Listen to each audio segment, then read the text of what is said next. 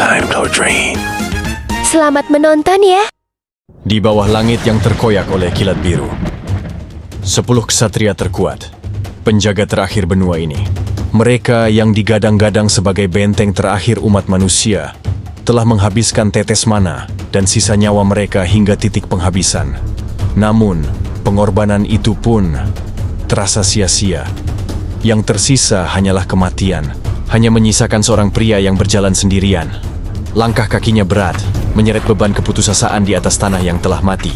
Mencoba menantang sebuah kehendak yang membuatnya terus berjalan. Menghadapi satu makhluk yang menyebabkan kehancuran dan kematian. Dan di tengah keheningan itu, sebuah tawa menggema. Satu mata merah menyala dalam kegelapan. Gigi-gigi tajam menyeringai lebar. Iblis itu, Komandan Gluttony, menatap ke bawah seperti dewa yang sombong. Meskipun setengah tubuhnya telah hancur oleh sisa pertarungan sebelumnya. Mengakui sebuah tekad yang kuat dari seorang pria yang bernama Tiny. Meskipun Gluttony terus tertawa di atas penderitaan yang Tiny alami, dengan sisa kesadaran dan mana yang ada dalam tubuhnya, Tiny menggenggam erat senjatanya mencoba mengeluarkan semuanya yang tersisa. Tanpa peringatan Tiny melompat, menerjang udara, mengayunkan senjatanya dengan genggaman yang kuat, memberikan serangan terakhir yang bisa ia lakukan. Namun Gluttony hanya tertawa meremehkan sembari menahan serangan itu. Usahamu sia-sia, Tiny. Namun dengan sebuah tekad yang kuat, Tiny terus mendorong dirinya hingga melampaui batasnya. Bukan hanya untuk sebuah kemenangan, melainkan kebebasan. Tiny menghantamkan seluruh hidupnya ke dalam satu serangan. Petir menyambar, langit bergetar, dan meteor obliteration menghancurkan tubuh sang demon commander. Tawa iblis itu berhenti, dan untuk pertama kalinya dunia menjadi sunyi. Gluttony telah mati. Namun kemenangan itu tidak membawa kelegaan. Tiny jatuh ke tanah, tubuhnya tak lagi mampu bergerak. Mananya kosong, kesadarannya mulai memudar. Akhirnya, bisiknya sambil menahan sebuah rasa sakit. Damai, ia sadar akan kematiannya segera menjemputnya, karena sebuah luka fatal yang bahkan ia tak bisa sembuhkan oleh sisa mana yang tersisa. Membayangkan betapa menyesalnya ia melewatkan latihan mana di usia yang seperti ini. Andai saja aku bisa dilatih dengan metode yang tepat dari awal, aku mungkin bisa menyelamatkan benua ini.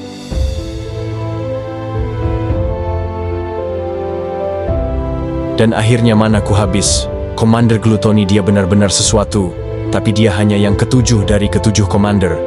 Lalu seberapa kuat commander Raja Iblis lainnya? Namun sebuah pikiran itu terhenti karena sebuah suara tua memecah yang kesunyian. Sayang sekali, tapi aku akan segera mati juga. Tiny menoleh. Seorang pria tua berambut perak, bersenjata emas, terbaring dengan luka fatal. Dia adalah legenda, Sword Emperor, Asgard von Valentia. Sebelum aku pergi, lanjut Asgard pelan, aku ingin bertanya. Tiny menjawab, apa? Asgard menatapnya tajam. Kenapa kau tidak lari dari pertempuran ini? Pertanyaan itu menghantam lebih keras dari pukulan iblis manapun. Asgard melanjutkan, suaranya penuh keyakinan. Aku dengar kau berasal dari tempat kumuh. Tak punya keluarga, hidup seperti itu pasti sangat sulit.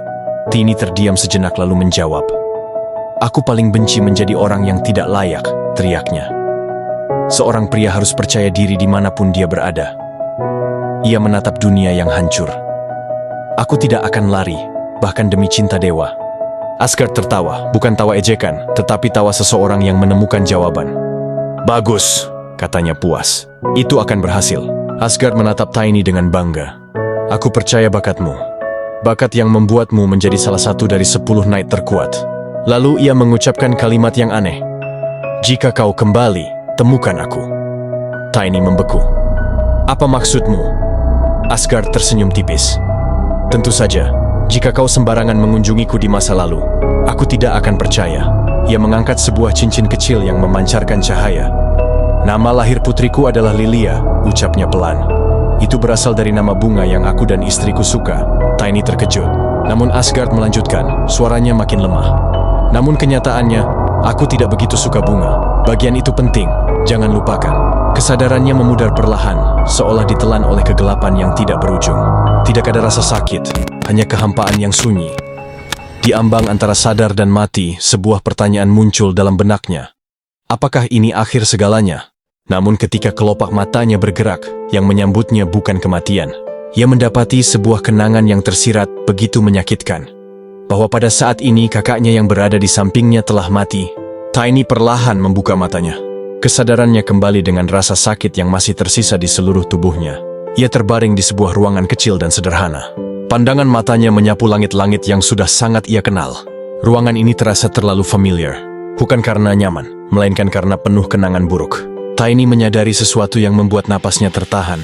Di samping ranjangnya, terbaring sesosok tubuh perempuan. Itu adalah Erina, kakak perempuannya. Tubuhnya penuh luka, wajahnya pucat, dan ia sudah tidak bernyawa. Tiny terdiam. Dia tahu persis apa yang akan terjadi di tempat ini. Ini adalah masa lalu. Masa lalu yang pernah ia lalui, dan masa lalu yang telah merenggut satu-satunya keluarga yang ia miliki. Setelah ini mereka akan masuk. Dua pria itu akan datang ke tempat ini. Mereka marah karena sebuah cincin emas telah dicuri oleh Erina. Namun yang sebenarnya mencuri cincin itu adalah Tiny. Erina memilih menyembunyikan kebenaran untuk melindungi adiknya. Akibatnya Erina dituduh. Ia dipukuli saat mencoba melindungi Tiny yang tubuhnya terlalu lemah untuk bertahan. Sebuah suara pintu terbuka dengan keras. Tanpa aba-aba mereka langsung menghampiri Erina dan menendang kepalanya. Tiny hanya mampu terdiam melihat semua itu dengan kedua matanya. Karena tubuhnya yang lemah, Erina harus menjadi korban dan meninggal saat dia merawat Tiny meskipun Erina pun terluka. Rasa bersalah dan amarah kembali menghantam dadanya. Tiny berpikir semua ini telah berakhir. Namun ia salah. Mereka mengeluh dengan kasar, mengatakan bahwa mereka hampir mendapat masalah karena Erina. Meski Erina sudah mati, amarah mereka belum padam. Mereka berniat membawa tubuh Erina pergi untuk menjualnya. Tiny menggeretakkan giginya. Ia mencoba berteriak, mencoba bangun, melawan keputusasaan yang kini ia rasakan. Dengan sekuat tenaga dan sebuah keyakinan, Tiny terus mencoba agar tubuhnya merespon. Dan tiba-tiba Tiny merasakan sesuatu bergetar di dalam dirinya. Sesuatu yang seharusnya sudah lama hilang. Kekuatan yang pernah ia miliki di masa depan, mananya telah kembali. Tanpa berpikir panjang, Tiny langsung melompat menerjang salah satu pria dengan tubuh kecilnya. Hingga membuat pria itu terpental menabrak dinding, benturan keras mengguncang ruangan. Rasa sakit menghantamnya terlambat. Ia meringis, giginya terkatup kuat. Apa? Ia menoleh ke arah Tiny. Cahaya biru masih berputar di sekeliling tubuh kecil tersebut. Tiny terduduk di lantai. Napasnya terengah, tubuhnya gemetar. Kedua pria itu, mereka menatapnya dari atas. Wajah dipenuhi amarah. Bajingan kecil ini, amarah mereka meledak. Salah satu dari mereka berteriak, "Apa kau cari mati?" Yang lain menyusul, "Sini mati kau!"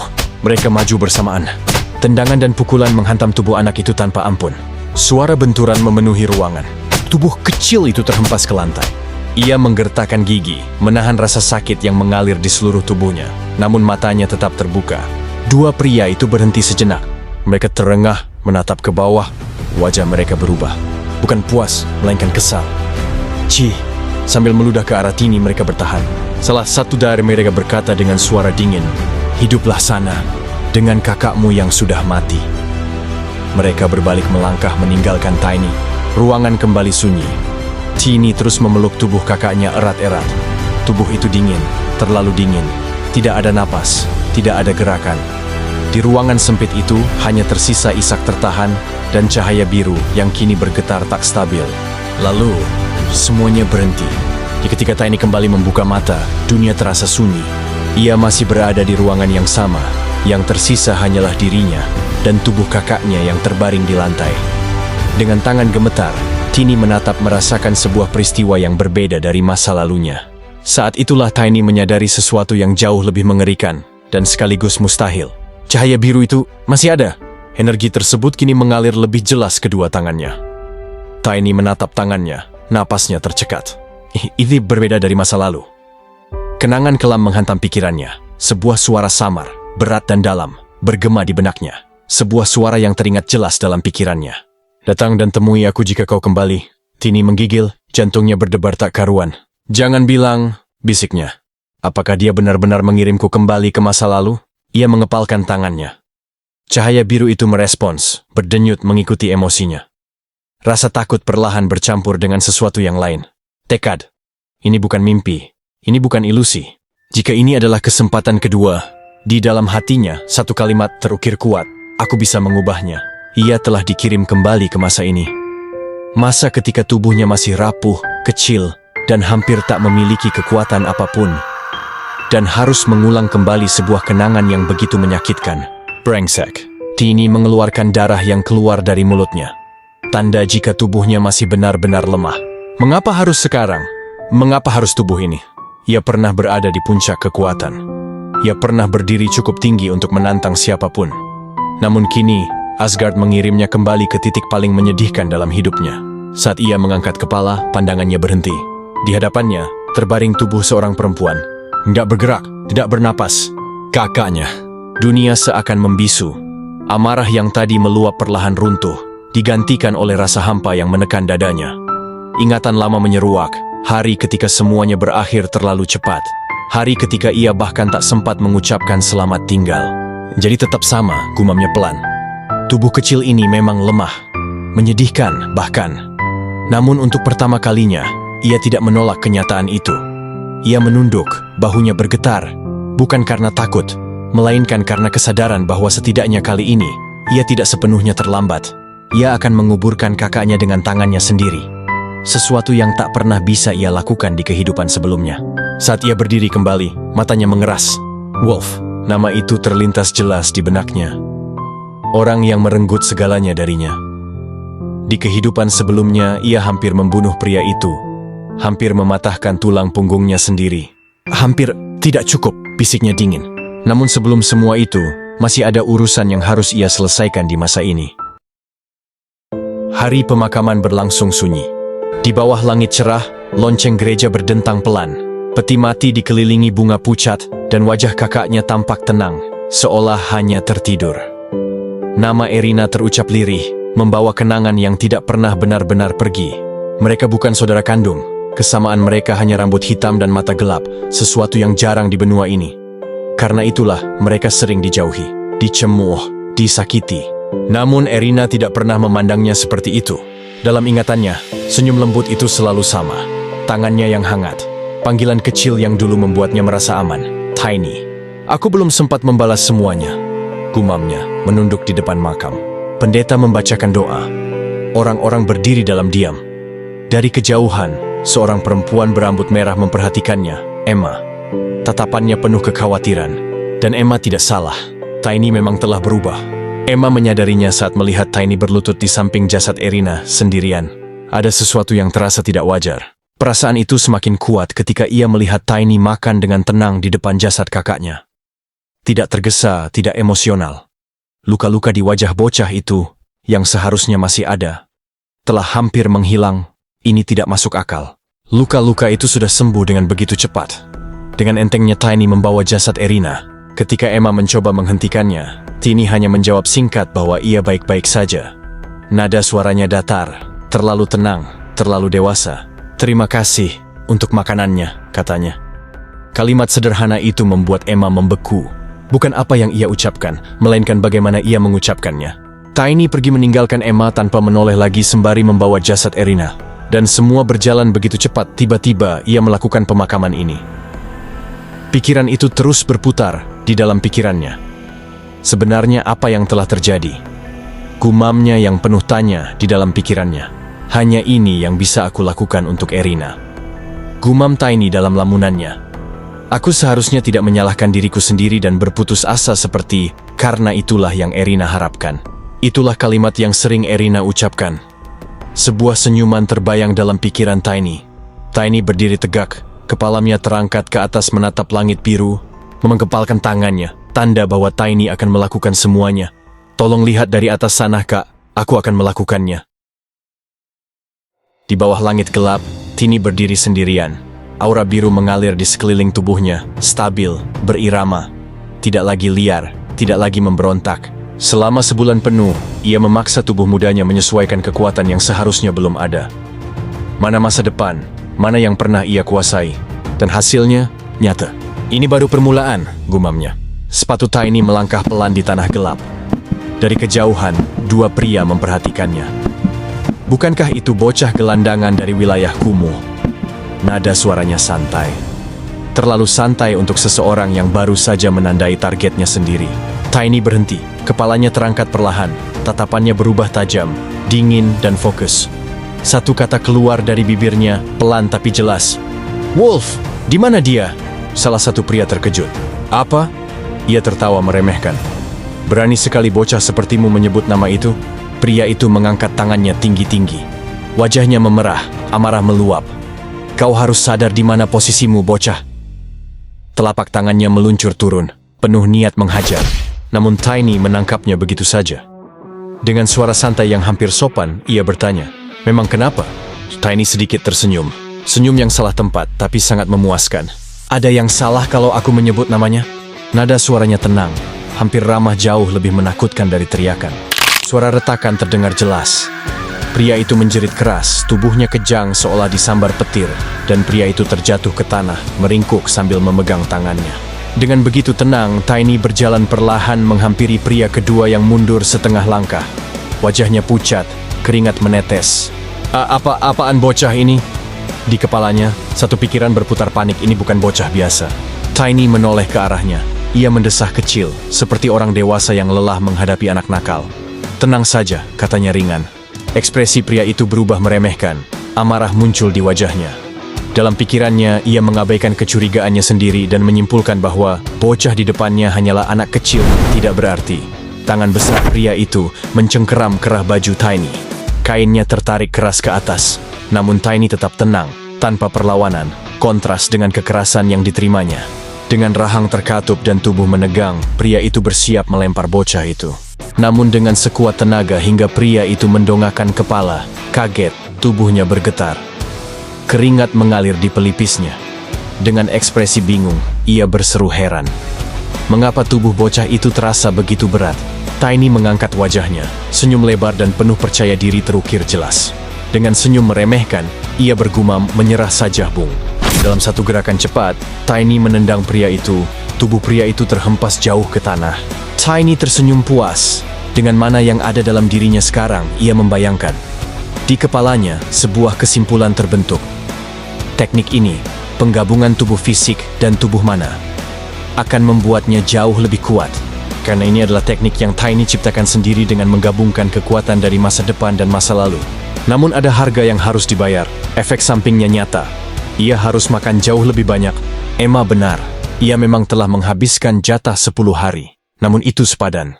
Dengan tenang Tiny melangkah perlahan mendekati pria yang sedang merangkak ketakutan. "Aku baru saja membangkitkan manaku lagi. Sekarang waktu yang tepat untuk mencari kelemahan tubuh ini." Dengan mudah ia mencengkeram kaki musuhnya dan mengangkatnya terbalik, melemparkan tubuh seorang pria dewasa seperti melemparkan sebuah pisang. "Aku tidak akan membiarkan diriku tetap lemah." Ledakan mengguncang ruangan, membuat semua orang menoleh bertanya-tanya apa yang terjadi. Debu dan kehancuran menyelimuti segalanya. Di tengah puing-puing itu, kepulan debu dan asap menyelimuti ruangan. Hanya satu sosok yang terlihat jelas namun kecil, berjalan dengan penuh keyakinan.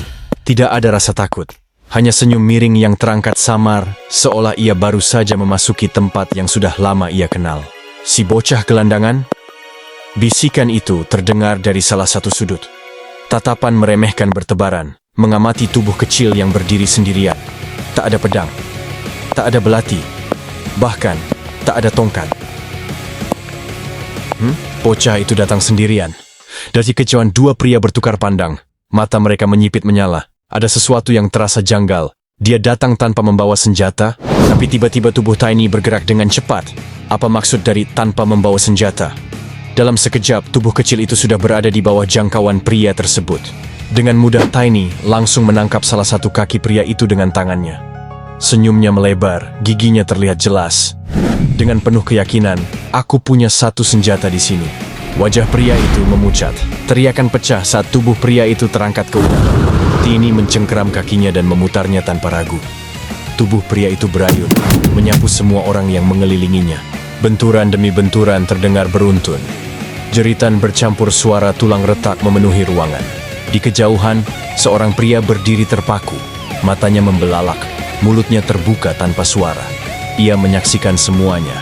Dan untuk pertama kalinya dalam hidupnya, rasa takut menelan logikanya sepenuhnya. Tiny yang masih mencengkeram pria itu, langsung menghantamkan tubuh dewasa itu ke arah pria lainnya. Dan debu perlahan turun, tubuh-tubuh tergeletak tak berdaya di lantai. Dan di tengah kehancuran itu, Tiny berdiri tenang, napasnya stabil, aura biru di sekelilingnya berdenyut lembut seperti jantung kedua. Ia menurunkan tangannya menoleh perlahan ke atas. Aku sudah selesai membereskan pecundang ini.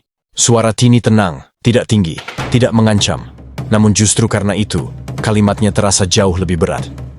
Yang tersisa hanya kalian, sang Rander bersaudara. Sontak membuat salah satu Rander mengangkat pedangnya.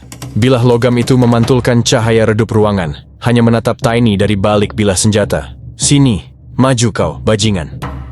Tiny tersenyum sembari mengangkat satu tangan, lalu menekuk jarinya ke arah dirinya sendiri.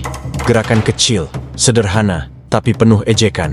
Kenapa kalian berdua tidak turun bersama-sama? Kalimat itu membuat udara membeku. Rander bersaudara saling melirik. Ada sesuatu yang menyentak harga diri mereka. Bukan karena hinaan, melainkan karena bocah itu tidak meremehkan mereka. Mereka berpikir bahwa Tiny adalah pengguna mana, dan berencana menjual tubuh Tiny dengan harga tinggi. Tatapan mata mereka berubah, bukan lagi melihat mangsa kecil, melainkan barang berharga. Kalau itu mayat dari pengguna mana, kita bisa menjualnya dengan harga tinggi, kan? Dua pria itu tersenyum bersamaan. Mereka berdua tidak ingin membuang waktu, melesat cepat dari arah atas, melompat menyisakan kilatan cahaya, mencoba menyerang Tiny yang sempat-sempatnya Tiny memeriksa barang para pria yang sudah terkapar di tengah sebuah pertarungan. Dalam benaknya, pikirannya berputar cepat, bukan dengan kegembiraan, melainkan evaluasi sebuah kilas kenangan dari masa depan dengan seorang pria tua. Pria tua itu terkejut dan bertanya, "Kau menggunakan seseorang sebagai senjata? Bajingan gila ini. Bisakah setidaknya kau memiliki sebuah kelas?" Pertanyaan itu tidak bernada mengejek. Itu serius. Tiny mengangkat wajahnya sedikit. "Bagaimana caraku mendapatkannya?" Pria tua itu memberikan gambaran sebuah teknik.